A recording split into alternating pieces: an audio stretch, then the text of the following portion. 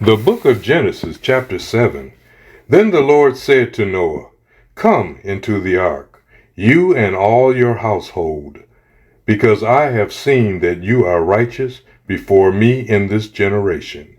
You shall take with you 7 each of every clean animal, a male and his female, 2 each of animals that are unclean, a male and his female.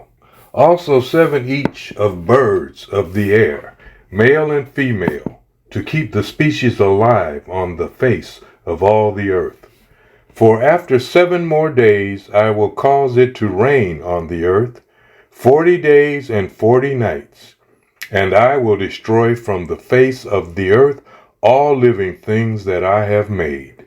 And Noah did according to all that the Lord commanded him. Noah was 600 years old when the flood waters were on the earth. So Noah, with his sons, his wife, and his sons' wives, went into the ark because of the waters of the flood. Of clean animals, of animals that are unclean, of birds, and of everything that creeps on the earth. 2 by 2 they went into the ark to Noah, male and female, as God had commanded Noah. And it came to pass after 7 days that the waters of the flood were on the earth.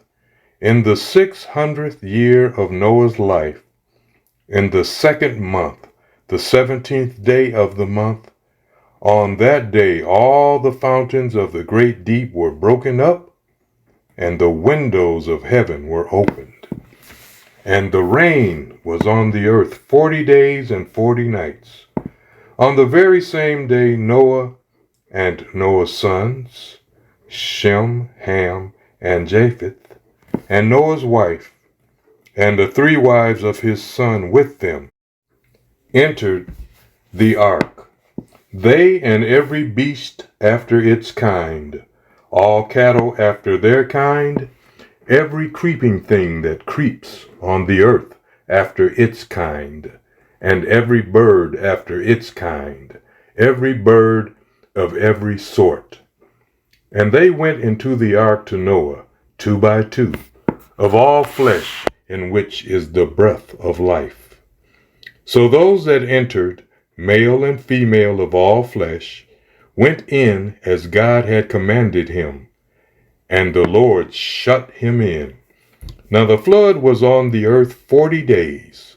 The waters increased and lifted up the ark, and it rose high above the earth.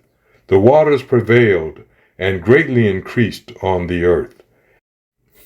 And the ark moved about on the surface of the waters. And the waters prevailed exceedingly on the earth, and all the high hills under the whole heaven were covered.